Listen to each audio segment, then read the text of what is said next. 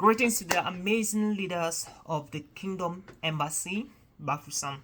In a very special way, I want to greet my dear friend, Pastor Harmony, and all the leaders right now in the hall, sitting right there. So, my name is Oliver Shom, and I'm so excited about this mini public speaking workshop I want to have with you. And I want to essentially appreciate any one of you right now listening to this particular training. I trust you in the next few minutes. You're going to learn just a lot about effective communication, effective public speaking, or what we call craftsmanship or showmanship, that would really amaze you and help you to have a better perspective on how you share the gospel and how you communicate with people on daily basis, from the pulpit or the stage to the audience, and from the audience to the stage or to the pulpit. So quickly, I want to share with you 7 communication principles that can take you to any international platform, global platform, wherever around the world you find yourself. So the first thing I want to share with you is about the concept of the Holy Spoke. And just before I dive into this detailedly, I just want to let you know that not everybody needs to become a professional speaker, but everybody needs to speak professionally. I want to say that again. Not everybody must become a professional speaker like what I'm doing, speaking around the world. But guess what? Everybody have to speak professionally. We all need to speak professionally. And so that sets the tones. And so what are the 7 communication principles that everybody need to master to become an expert, to become a mastered expert, to become that legend, that expert in communication or in public speaking that you are born to be, that you deserve to be as a pastor, as a leader, as an entrepreneur, as whoever you are. The Holy Spoke. What is the Holy Spoke, or you can call it the Holy Smoke, all right? What's the Holy Smoke about? So the Holy Smoke is a very powerful concept in communication, in public speaking, where anytime you're communicating, always bring in an idea, especially when you're starting your talk, that will make people to be like, wow, that's amazing. It could be a statistic, it could be a personal story, it could be a striking quote, like Lady B, like Nelson Mandela would say, everyone would doubt you. Everyone don't necessarily have to believe the dream until it is done. Some people will never believe you until they see the result you have already achieved. All right, that's a quote from Nelson Mandela. Nelson Mandela also says, he said, the future belongs to those who believe in the future. That was Eleanor Roosevelt, the wife of Franklin Roosevelt. She says, the future belongs to those who believe in the beauty of the dreams, right? And that's so powerful. All right, and Nelson Mandela will say in one of his quotes about education is the greatest weapon we can use to change the world. That's so powerful. So those are amazing quotes that you can use, to trigger your message out there, to buttress your messages out there. And so the idea with the Holy Smoke here is this. What is that striking word, expression that you can bring? It could be a statistic, it could be a quote, it could be an anecdote, a personal story, kind of, that you can introduce your talk with it. The old school will say you have to begin with greetings and all of that. That's old school. Good morning, everybody. Good afternoon, everybody. Good evening, everybody. No, that's old school. We are in the dispensation now where you have to begin your presentation with quotes, with statistics, with some moments of silence, and then you start. That's what we're talking about, and that is the idea of the Holy Smoke.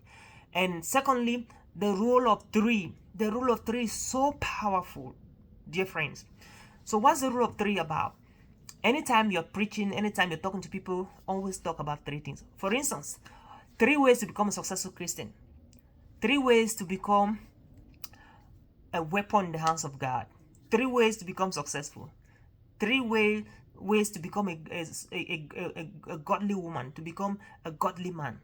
So put your thoughts, your ideas in 3 different ways anytime, because people cannot forget 3, but most of the time they can forget 7, 8, 10, 20, 18, 19, but they don't forget 3. So if you structure your presentations, your ideas in 3, you will be so amazed with how far and fast people can learn from your principles, from your preaching from your ministry, and your Christian will never barely forget some of your messages. Share the stage. All right, that's a third thing. Share the stage. What does that mean to share? What does it mean to share the stage?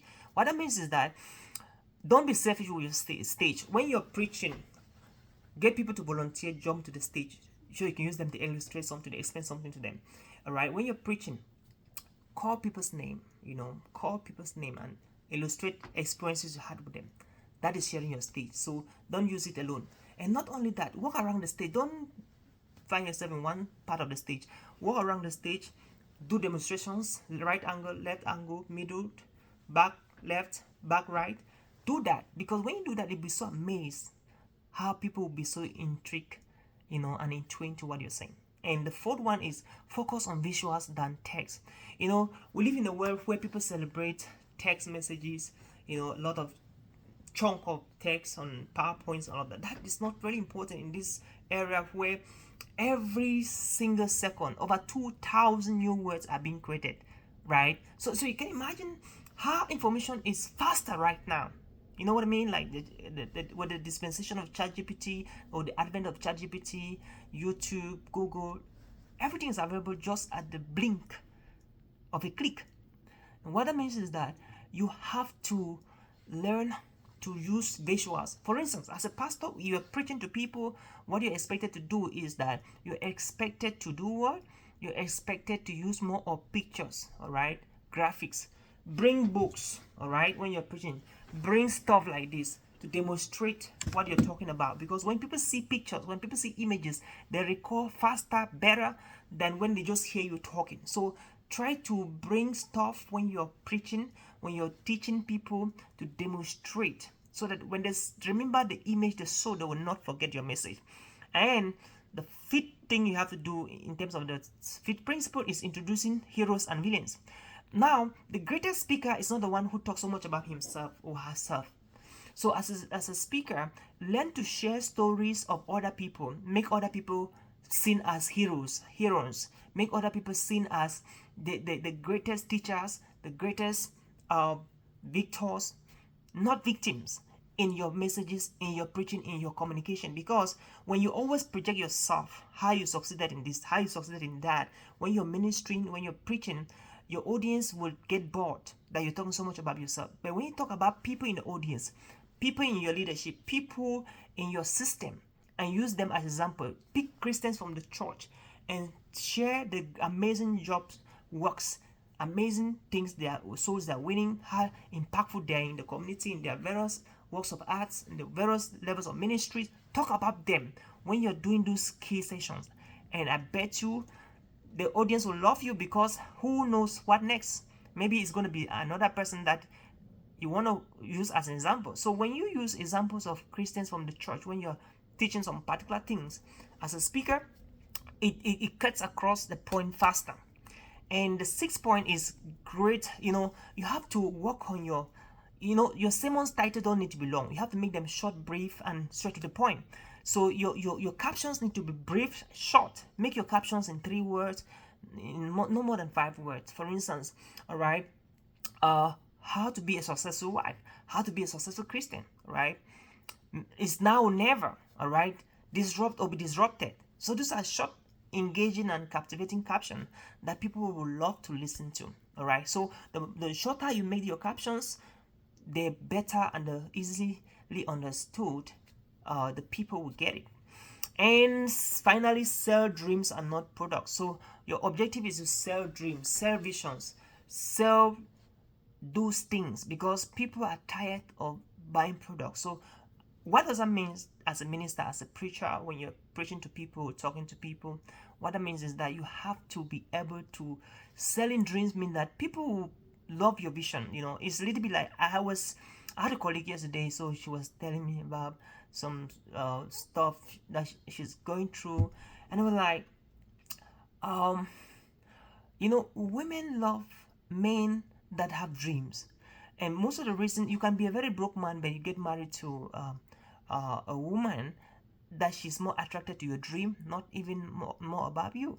So the point here is, as speakers, you are just like a man, whom your audience are like a woman. So what that means is that the more you are selling dreams to them, the faster they will marry you. Like just like a man who has a big vision, no matter whether you're broke now or not, if you explain your vision, your dream to the woman that really loves you and she sees that with you, I bet you she will not even hesitate to be your friend or to get married to you, because visions are very powerful, and that's the dreams I'm talking about. All right, so come on, think about that.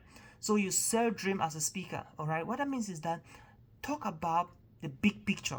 Don't talk about the wishes. Don't talk about the hopes. Right? Don't even talk so much about talk about the goals. Talk about the intentional, the things that you have to do. Right? Because when you talk about the things that you are doing, there is more energy, there is more passion, and energy and passion, they're so powerful emotions that you always have to demonstrate on the stage. Because when you're speaking to people or preaching to people and you're not showing the energy, demonstrating the energy in what you're doing, I bet you the people will not believe what you're saying. So your energy is very important, because energy is contagious. When the energy on the stage is high, the energy on the room is definitely going to be high. And that's why I love listening to Pastor Harmony's messages and presentations. So powerful, because the energy is there. You cannot be under his leadership and sleeping. You cannot be listening to him and sleeping. You can't do that, because his energy is very high, and that is very important as speakers. So this is just the tip of the iceberg. There's still lots. So if you want to sign up for this program, Pastor Harmony, myself, we're putting on a bigger, deeper, wider training that is going to empower you, and with a certification from the Texas Institute of Public Speaking. So once you pick up that, we're gonna do an elaborate training for all the leaders. So this was just the tip of the iceberg. So we talk about 7 principles you can master to become an effective speaker. Even before we dive into the bigger training, the Holy Spoke, the rule of 3, sharing the stage, focusing on visuals than the text, summarizing your presentations and making it shorter rather than giving long sentences and all of that, introducing heroes and villains, and making your topics short, not too long, lengthy or long, and finally selling dreams and not products. So my name is Oliver Shom. That is what I got for you today, and I cannot wait to have you in the bigger training, in the upper training, as we put things together. See you at the top. Wish you a wonderful rest of the Sunday and a wonderful training as the leaders of the Kingdom Embassy, Bafoussam, Cameroon, Africa. So see you when we meet again. God bless you. Bye.